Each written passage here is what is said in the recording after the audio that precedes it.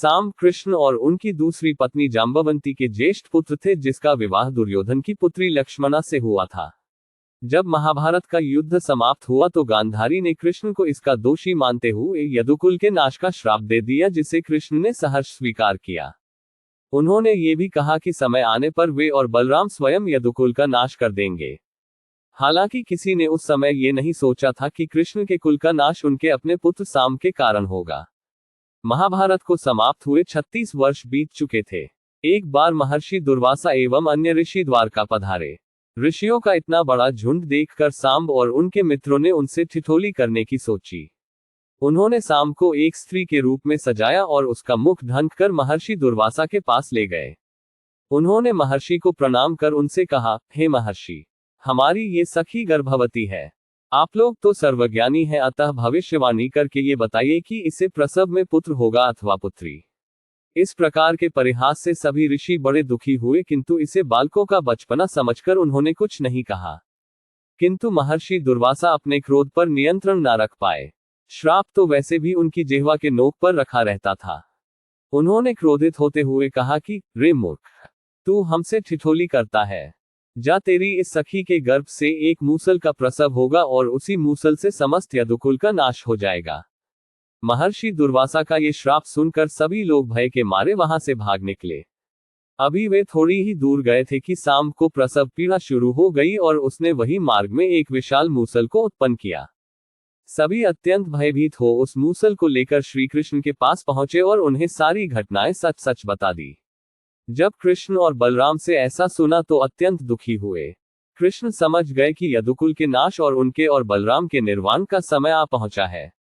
जब महाराज उग्रसेन ने ये सुना तो उन्होंने आज्ञा दी कि इस मूसल को चूर्ण कर समुद्र किनारे फेंकवा दिया जाए, ताकि इससे किसी प्रकार का खतरा ना रहे। कृष्ण तो सब जानते ही थे, किंतु उन्होंने कुछ कहा नहीं। उग्रसेन की आज्ञानुसार उस मूसल को चूर्ण कर समुद्र किनारे फेंकवा दिया गया। उस चूर्ण से मनुष्यों की ऊंचाई जितनी घास उगाए। उस समय तो द्वारिकावासी बड़े आश्चर्यचकित हुए कि रेत में घास कैसे उग सकती है, किंतु थोड़े दिनों में लोग इस बात को भूल गए। कुछ समय बाद प्रभास तीर्थ के उत्सव हेतु समस्त यादवगण समुद्र के किनारे इकट्ठे हुए। वहां वाद विवाद करते हुए वे सभी मदिरा का पान करने लगे। कृष्ण और बलराम ने उन्हें बहुत समझाया कि उन्हें मदिरापान नहीं करना चाहिए, किंतु किसी ने उनकी एक ना सुनी। दोनों समझ गए कि दैवयोग आ चुका है, इसी कारण वे दोनों उस भीड़ से अलग जाकर बैठ गए। मदिरा के मद में सात्विकी ने कृतवर्मा का मजाक उड़ाते हुए कहा, ये देखो, ये वो महानुभाव हैं जो महाभारत के युद्ध में कौरवों की ओर से लड़े थे। और ये इतने बड़े महारथी हैं कि रात्रि के अंधेरे में छलपूर्वक इन्होंने उपांडवों के वध में अश्वत्थामा का साथ दिया। इस पर भी आज ये निर्लज की भांति यहाँ हमारे समक्ष बैठे हैं। सात्विकी के इस प्रकार कहने पर वहां उपस्थित यादव कृतवर्मा पर हंसने लगे। ऐसा देखकर कृतवर्मा स्वयं को अत्यंत अपमानित महसूस करने लगे।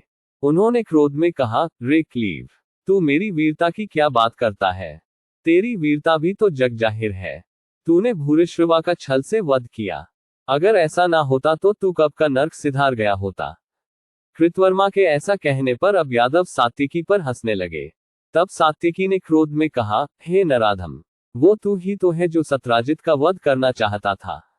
ये सुनकर कि कृतवर्मा उनके पिता का वध करना चाहता था, सत्यभामा रोते रोते कृष्ण के पास पहुंची। स्थिति बिगड़ते देख कृष्ण और बलराम तुरंत वहां पहुंचे।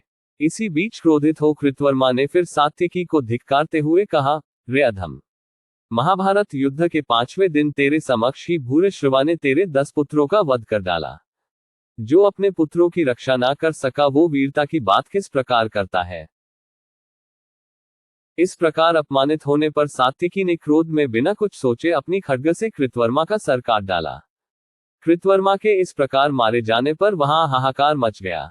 सात्विकी और कृतवर्मा द्वारिका से सबसे अधिक सम्मानित और शक्तिशाली वीर थे। उनमें से एक की इस प्रकार हत्या होती देखकर अविलंब ही वहां के सभी यादव वीर कृतवर्मा और सात्विकी इन 2 गुटों में बंट गए। कृतवर्मा की हत्या पर भोजराज और अंधक कुल के राजा ने सात्विकी पर आक्रमण कर दिया। सात्विकी के प्राणों को संकट में आया देखकर कृष्ण के पुत्र प्रद्युम्न उन्हें बचाने युद्ध में कूद पड़े। बात ही बात में कृष्ण और बलराम के समक्ष ही वहां यादवों के बीच भयानक युद्ध छिड़ गया। वो उत्सव का समय था, इसी कारण किसी के पास अस्त्र शस्त्र तो थे नहीं। तब सभी यादव वीरों ने वही तट पर उगी घास उखाड़ उखाड़ कर एक दूसरे को मरना शुरू कर दिया। दुर्वासा ऋषि के श्राप के कारण उन घासों से सहस्त्रों मूसल पैदा हो गए और उसी से सब एक दूसरे का नाश करने लगे। जब कृष्ण और बलराम ने ऐसा देखा तो मारे दुख और क्रोध के दोनों ने उसी घास को उखाड़ा और स्वयं अपने हाथों से उसी घास से सबका वध करना आरंभ कर दिया। देखते ही देखते कृष्ण और बलराम को छोड़कर समस्त यादव कुल का नाश हो गया। यहाँ तक कि कृष्ण और बलराम के सभी पुत्र भी काल को प्राप्त हो गए। इसके बाद दुखी बलराम ने वही स्वयं जल समाधि ले ली और कृष्ण अकेले वन में जाकर एक वृक्ष के नीचे लेट गए। वहां जरा नामक व्याध ने अज्ञानता में उनके चरणों को मृग की कस्तूरी समझकर उस पर अपने बाण से प्रहार कर दिया। उस बाण से तो श्री कृष्ण को क्या होता, किंतु तब तक उनके अवतार का समय समाप्त हो गया था। इसी कारण उसी को कर्ता मानकर उन्होंने वहीं अपने प्राण त्याग दिए। इस प्रकार साम के एक परिहास ने पूरे यदुवंश का नाश करवा दिया। दोस्तों, ये थी भगवान श्री कृष्ण जी की अवतार की अंतिम कथा और यदुवंश कैसे समाप्त हो गया था। और आपको ये स्टोरी, ये भगवत महाप्रभु की स्टोरी कैसे लगा, अच्छा लगा तो मेरे चैनल को सब्सक्राइब करके और वीडियो को लाइक करके मेरे को उत्साहित करिए। जय श्री कृष्ण, जय श्री राम, जय श्री